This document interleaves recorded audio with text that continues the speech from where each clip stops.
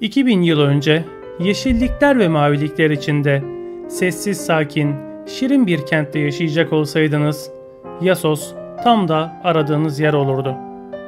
Gerçi bugün de durum pek farklı değil. Güllük Körfezi'nde Kıyı Kışlacık Köyü, masal diyarı Muğla'nın sessiz sakin yerleşimlerinden birisi. Bu videomuzda Yasos Antik Kenti'ne bir göz atacağız. Antik kenti gezmeye başlamadan önce görmeniz gereken bir yer var. Balıkpazarı Açık Hava Müzesi.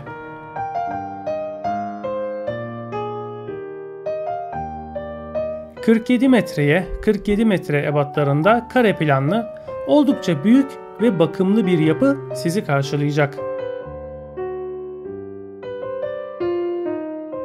Daha içeri girer girmez kompleksin tam ortasında yükselen yapı dikkat çekiyor.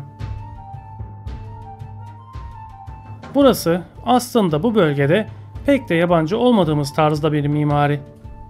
Evet, bir anıt mezar, bir mozelyum, Roma dönemine ait. Size de dünyanın 7 harikasından birisi olan Halikarnas mozelyumunu hatırlattı değil mi? Halikarnas mozelesinden esinlendiğine şüphe yok.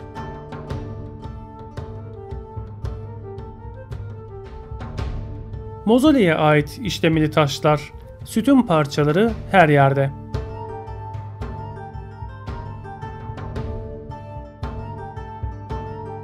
Anıtın içindeki taş güleler de dikkatimizi çekti.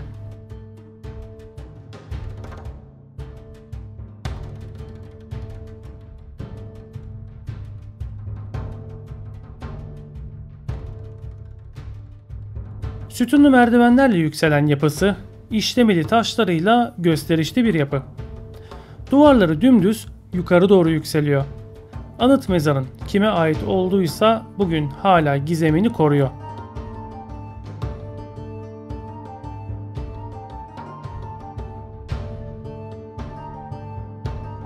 Ünlü coğrafyacı Amasyalı Strabon, Yasos'tan bahsederken bir balık pazarından söz eder. 1960'lı yıllarda kentte araştırma ve kazı çalışması yapan İtalyanlar burayı işte o sözü edilen balık pazarı olduğunu değerlendirmişler. Daha sonra burasının bir Roma mozelyumu, yani anıt mezarı olduğu anlaşılsa da ismi hala balık pazarı olarak kalmış.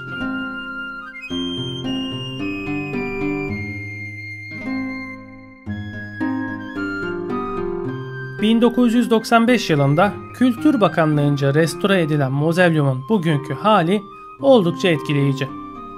Antik havayı gayet güzel yansıtıyor.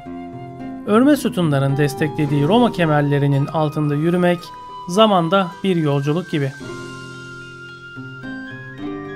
Bu kemerlerin altında kentte bulunan ve kazılardan elde edilen sütun parçaları, yazıtlar, mezar taşları, sunaklar ve mozaikler gibi arkeolojik eserler sergileniyor.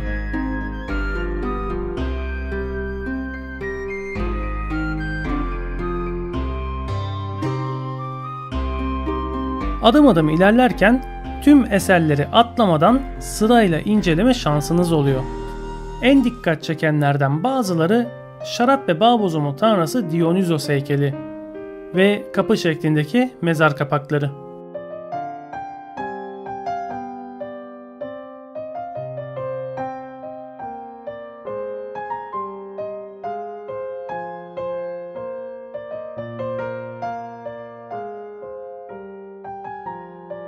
Yapılacak daha çok işi olsa da anıt mezar kompleksinin teşhir düzenini ve restorasyonunu çok beğendim. Buradan hatıra fotoğrafları çekilmeden ayrılmak olmazdı.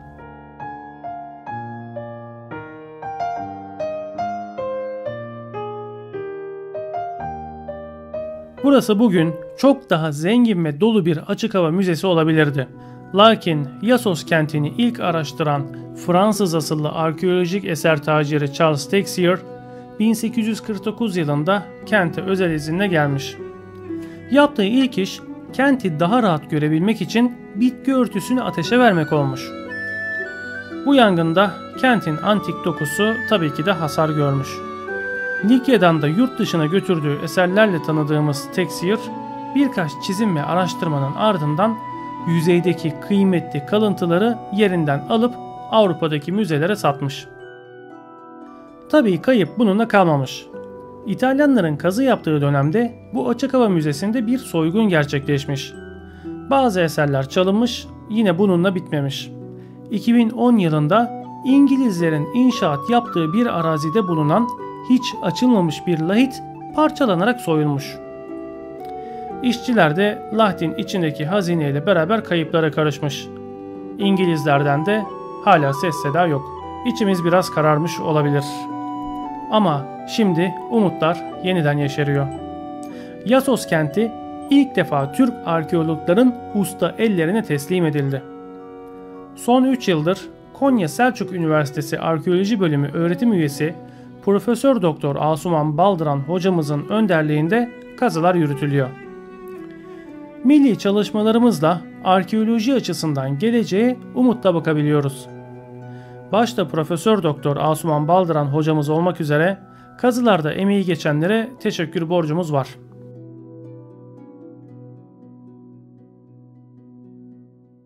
Mozalyumun dışındaki taşlar dikkatimizi çekiyor.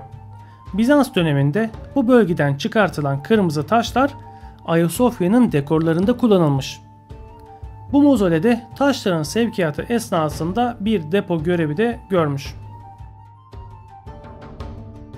Bu güzel kemerli yapı kentin agorasına açılıyor. Kapıdan geçip bu meydana giriyoruz. Aynı zamanda kentin kurulduğu yarımadaya da ayak basmış oluyoruz. Dört tarafı stoğalarla çevrili agoranın güneybatısında Bolyterion yani kent meclisi yer alıyor. Kentin en iyi korunmuş yapılarından birisi karşımızda. Milattan önce 300'lü yıllarda inşa edilmiş. Meclise zamanla eklemeler de yapılmış. Roma döneminde üstü kapatılarak tiyatro olarak da kullanılmış. Ama kentin asıl tiyatrosu burası değil. Biraz sonra tiyatroya da geleceğiz. Agora'nın kuzeyinde kent güvenliği için yapılan Bizans surları da mevcut. Bu surların devamını kentin pek çok yerinde görüyoruz. Gerek denizden gerekse de karadan gerçekleştirilebilecek saldırılara karşı çeşitli tedbirler alınmış. Bu surlarda o tedbirlerden bazıları. Agora'dan geçişin sağlanabildiği bir de Artemis kutsal alanı mevcut. Helenistik yapı elemanları başka yapılar için malzeme kaynağı olarak kullanıldığından ancak bu yapının temelini görebiliyoruz. Tanrıça Artemis ve Tanrı Dionysos bu kentte öne çıkıyor. Agora'da erken dönem sandık tipi mezarlar dikkatimizi çekiyor. Kayrak taşlarının birleştirilmesiyle mezar sandukaları oluşturulmuş. Erken nekropolde M.Ö. 700'lerle 800'lere tarihlenen 100'den fazla mezar var.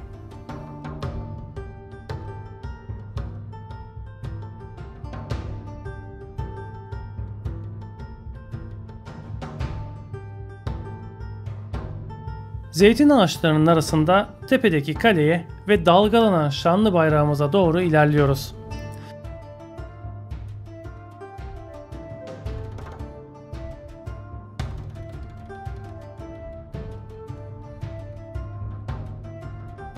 Yükseldikçe elbette manzara güzelleşiyor ve bu coğrafyayı daha bütün halde görüyoruz.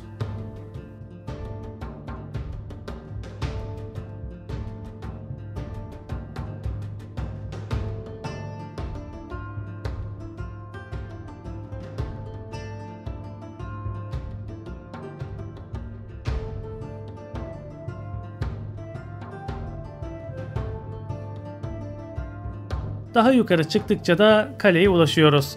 Rakım 45 metre dolaylarında. Kalenin hemen aşağısında tiyatro bulunuyor. Ancak oturakları ve sahnesi yok. Yerinde kalan az sayıda Helenistik parça görebiliyoruz. Oturma sıralarının kavisinden tiyatronun büyüklüğü hakkında bir fikir sahibi olabiliyoruz.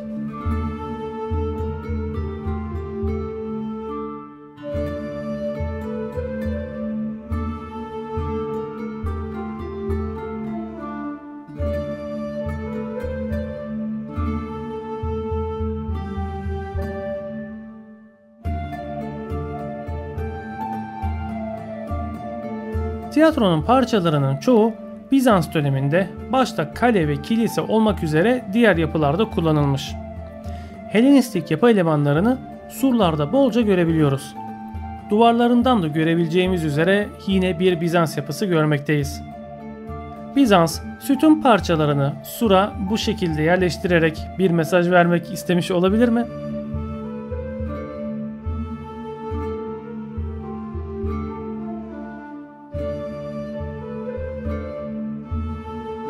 Tiyatronun hemen yakınında bir yerleşim alanı da bulunuyor. İki ana bloktan oluşan bu Roma konutları geçmişte yapılan kazılarla gün yüzüne çıkartılmış.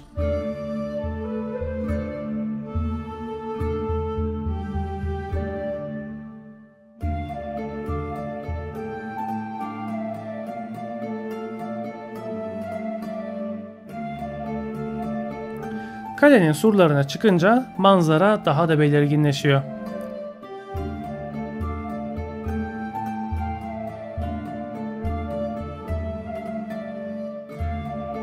Kentin batı tarafındaki koyun girişi 2 tane güvenlik kulesiyle kapatılmış.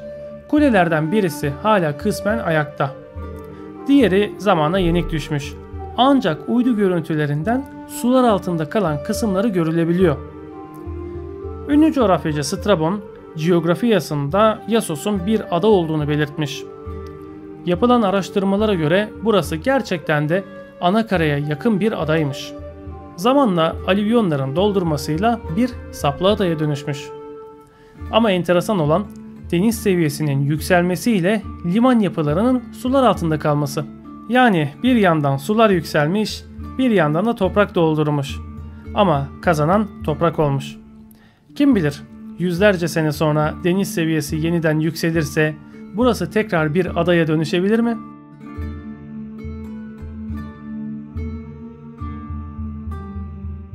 Strabon aynı zamanda Yassos'un geçimini balıkçılıktan sağladığını, bunun nedeninin de fakir topraklara sahip olmasından ileri geldiğini belirtmiş. Bugün bu topraklarda bolca zeytin ağacı görüyorum. Birbirinden güzel zeytin ağaçları var. Bu zeytin ağaçlarının gövdelerine bayıldım. Acaba gerçekten de toprakları tarıma elverişli değil mi? Bunun yanıtını ben de bilmiyorum. Ama balık konusunda şu an bile oldukça zengin olduğunu biliyorum. Sessiz sakin havası, muhteşem doğasıyla Yassos, gezmekten keyif alacağınız Ege'nin çok güzel bir antik kenti. Buraya gelmişken Kıyı Kışlacık köyündeki balık restoranlarında balık keyfi yaşayabilir, yorgunluğunuzu da atabilirsiniz. Bölgede daha gezilecek, görülecek çok yer var. Karya büyük bir uygarlıktı ve bizlere sayısız antik kent bırakmıştı. Hepsini gez bitmez. Önerilerinizi her zaman bekleriz. Gezip anlatmamızı istediğiniz bir antik kent varsa yorum bölümünde bizlere belirtmekten çekinmeyin. Bir sonraki gezimizde görüşmek üzere. Arkeoloji ve doğayla kalın.